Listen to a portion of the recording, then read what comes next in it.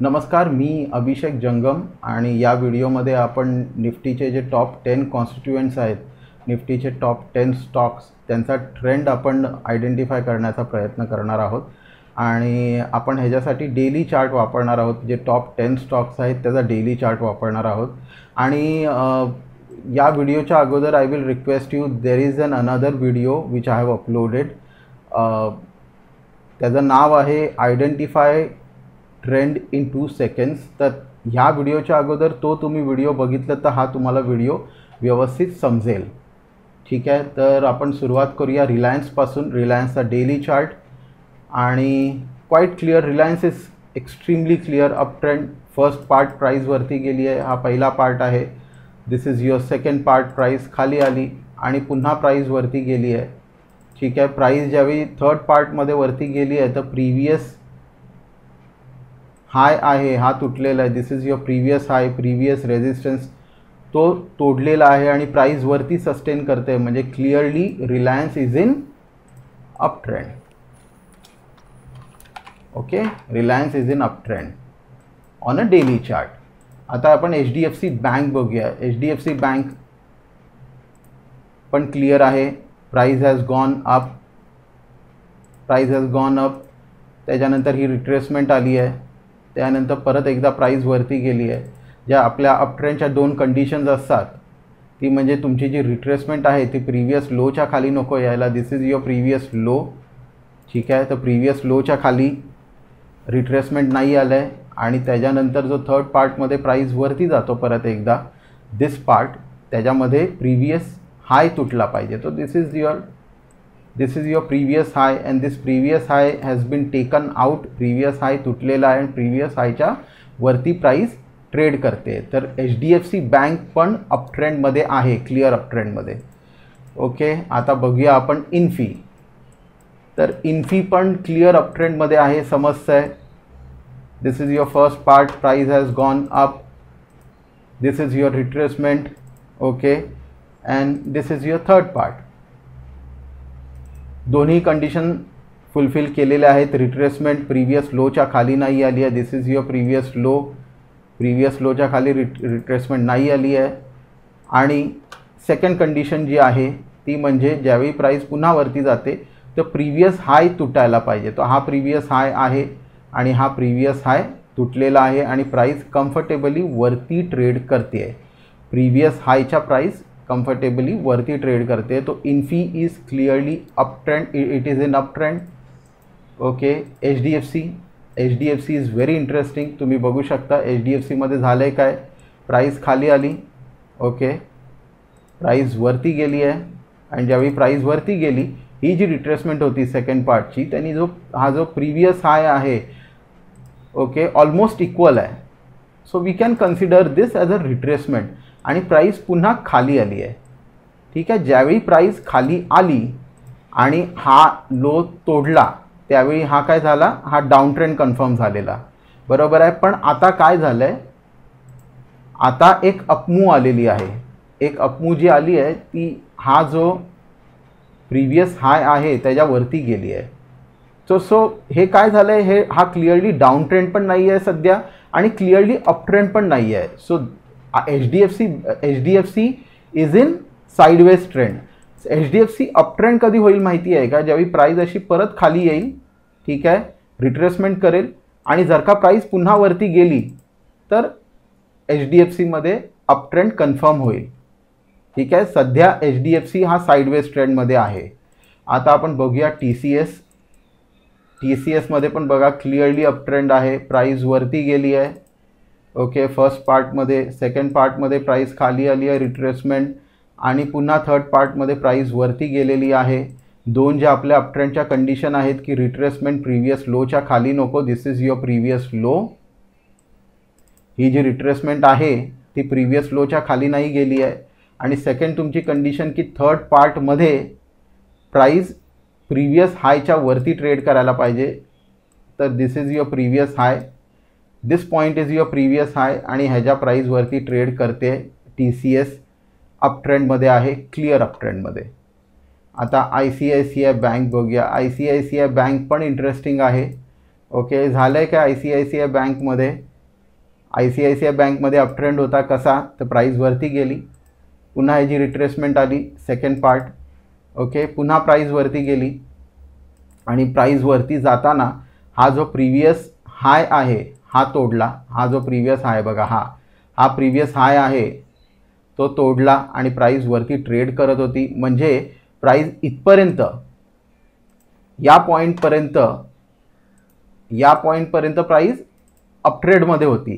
त्याच्यानंतर झालं काय, त्याच्यानंतर हा जो प्रीवियस हा जो प्रीवियस लो होता ना आपला, ओके, ही जी रिट्रेसमेंट आहे, ओके, रिट्रेसमेंट तोडून खाली आली आहे प्राईस. मग आता झालंय काय, आता प्राईस सध्या साईडवेजमध्ये आहे HDFC बँकमध्ये. आता काय होऊ शकतं पुढे, ठीक आहे, हे इंटरेस्टिंग अशासाठी आहे की ह्याच्यामध्ये काही होऊ शकतं. जर का प्राईस इथून खाली आली आणि ह्याच्या खाली ट्रेड केलाय, या लोच्या खाली जर का प्राईस ट्रेड करायला लागली तर प्राईस डाऊन ट्रेंडमध्ये जाईल.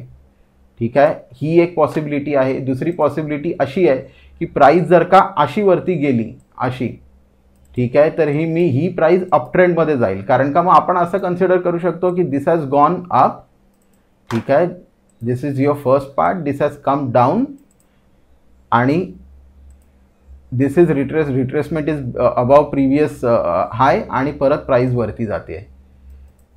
ठीक आहे, तर मग पुन्हा प्राईस अप ट्रेंडमध्ये पण जाऊ शकते. म्हणजे इथून प्राईस जर का वरती गेली इथून वरती गेली then it will be a up trend. इथून जर का ह्याच्या खाली आली, ह्याच्या खाली, okay, this place, this level, ह्याच्या खाली आली तर डाऊन ट्रेंड, ह्याच्यावरती गेली तर अप ट्रेंड. तर हा जो तुमचा बॉक्स आहे, आपण एक बॉक्स ड्रॉ करूया. या बॉक्सच्या आतमध्ये प्राईस साईडवेज आहे.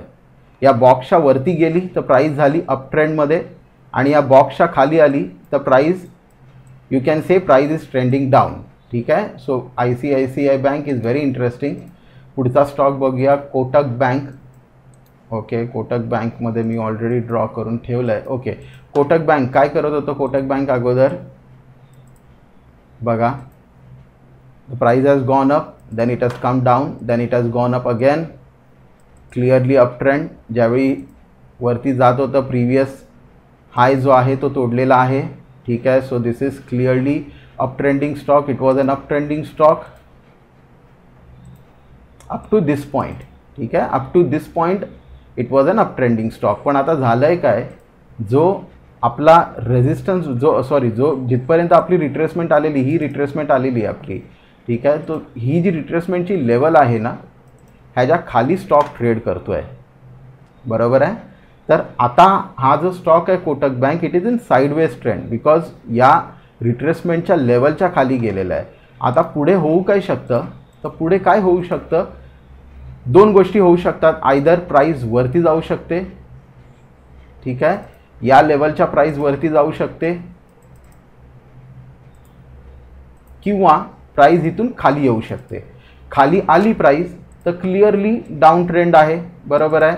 This will be a first part, this will be a retracement आणि ही इथून प्राईस खाली आली आहे तर क्लिअरली तुमचा डाऊन ट्रेंड कन्फर्म होईल. ठीक आहे, आणि जर का प्राईस वरती गेली, जर का प्राईस इथून अशी वरती गेली तर तुमचा अप ट्रेंड कन्फर्म होईल. कसं, this will be a first part, this will be a retracement, okay, and this will be a third part, and this part has taken out previous high. ठीक है, तो this high and this low हे important point आहेत. ह्याच्या वरती गेली, आपण एक बॉक्स ड्रॉ करूया तिथे. ह्याच्या आतमध्ये जोपर्यंत प्राइस आहे तोपर्यंत ती साइडवेज मध्ये आहे आणि प्राइस ह्याच्या वरती गेली तर अप ट्रेंड एस्टॅब्लिश होईल. प्राइस ह्याच्या खाली आली, या बॉक्सच्या खाली आली तर डाऊन ट्रेंड एस्टॅब्लिश होईल. ठीक आहे, तर हे होतं कोटक महिंद्रा. आता बघूया आपण हिंदुस्तान युनिलिव्हर. हिंदुस्तान युनिलिव्हर बघा क्लिअरली अप ट्रेंडमध्ये होतं. Hindustan Unilever clear up trend, price वरती गेली आहे, त्याच्यानंतर प्राइस रिट्रेस झाली आहे, त्याच्यानंतर पुन्हा प्राइस वरती गेली आहे. बरोबर आहे. This is first part, this is second part retracement and this is third part. This is third part. आणि थर्ड पार्टमध्ये जो प्रिव्हियस हाय होता तो तुटलेला आहे. तर इथपर्यंत प्राइस क्लिअर अप ट्रेंडमध्ये होती इथपर्यंत. ठीक आहे.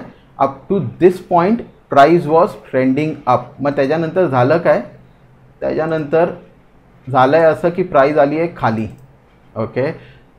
आणि त्याच्यामध्ये पण हा जो एरिया आहे एवढा हा भरपूर स्लगिश आहे. दिस प्राइस मुवमेंट इज स्लगिश. बघा 2244 पासून 2139 इथपर्यंत यायला त्यांनी किती दिवस लावलेत बघा. एक जुलैपासून 23 जुलैपासून ती 18 सप्टेंबरपर्यंत जवळजवळ प्राइस या लेवलच्या आतमध्ये होती. ठीक आहे. तर मग आता काय होऊ शकतं? आता तर हा साईडवेज ट्रेंड आहे. ठीक आहे. ट्रेंड कारण का प्राइस अशी खाली आली आहे. ओके सध्या. आणि प्राइस आता अशी वरती चालली आहे. ओके. तर हा जो आहे तो साईडवेज ट्रेंड आहे. हा कुठलाही ट्रेंड एस्टॅब्लिश होत नाही आहे कारण का हा जो अप ट्रेंड होता. ओके. हा अप ट्रेंड होता. ठीक आहे. या अप ट्रेंडचा जो रिट्रेसमेंट होती, जी रिट्रेसमेंट जिथपर्यंत आलेली त्याच्या खाली प्राइस ट्रेड करते. बघा ह्याच्या खाली प्राइस ट्रेड करते इथपर्यंत. हा जो रिट्रेसमेंट होता, रिट्रेसमेंटचा जो लो होता तो तोडलेला आहे प्राइसने. बरोबर आहे. तर ज्यावेळी प्राइस हा रिट्रेसमेंट तुटला तर ती प्राइस आली डाऊन ट्रेंड साईडवेज ट्रेंडमध्ये कारण का हा अप ट्रेंड तुटला. आता प्राइस आहे साईडवेजमध्ये कारण का it is neither trending up nor going down on a longer term horizon. तर आपण काय होऊ शकतं ह्याच्यामध्ये काय होऊ शकतं? जी प्राइस अशी आहे, जर का प्राइस इथे गेली या लेवलच्या वरती गेली. ठीक आहे.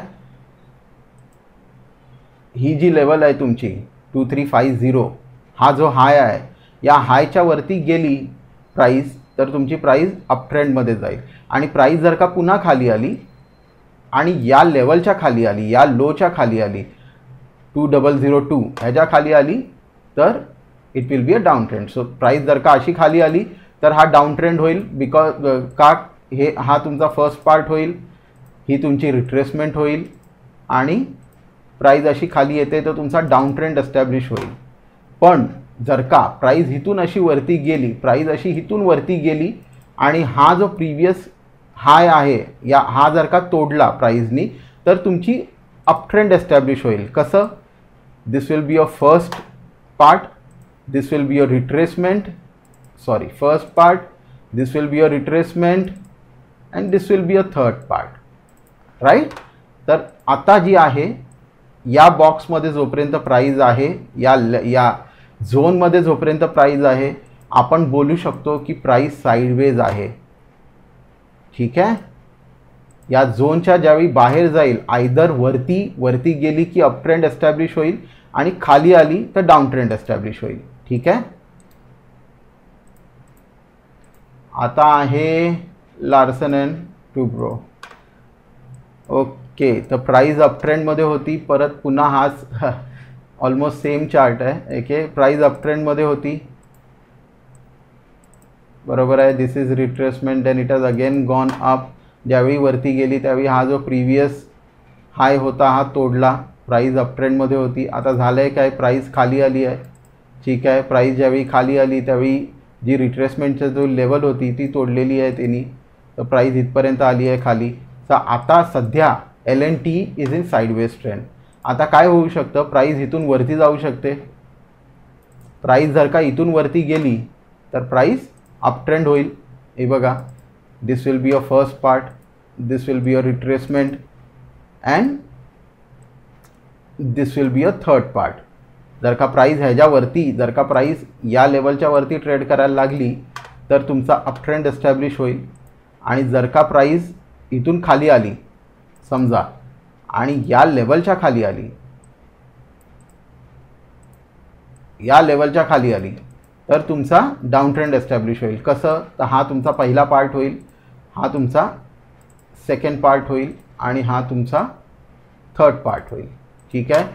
तर L&T मध्ये हा जो झोन आहे, हा जो एरिया आहे ठीक आहे. दिस एरिया इज व्हेरी इम्पॉर्टंट. वरती जाऊन जर का ट्रेड करायला लागली प्राईस ट्रेड करायला लागली तर तुमचा अप ट्रेंड एस्टॅब्लिश होईल.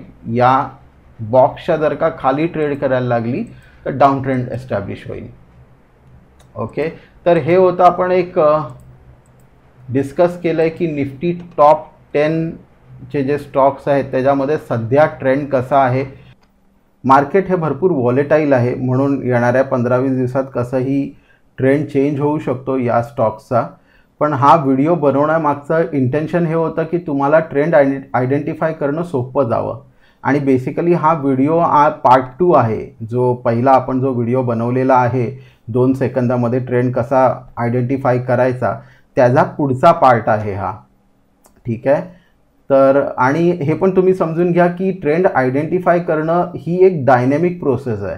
ट्रेंड आज हा असा आहे, पण पुढे जाऊन काय होऊ शकतो त्याच्यावरती पण तुम्हाला चांगले ट्रेड मिळतात. ठीक आहे. तर हा आपण एक प्रयत्न केला छोटासा ट्रेंड आयडेंटिफाय करायचा. तर चला आपण इथेच थांबूया या व्हिडिओमध्ये. तुम्हाला हा व्हिडिओ कसा वाटला कळवा आम्हाला कमेंट सेक्शनमध्ये. पुढचे कुठले टॉपिक तुम्हाला पाहिजेत मार्केट रिलेटेड जे मी डिस्कस करावे ते please let me know. And happy trading to you. I wish you all the best. Bye.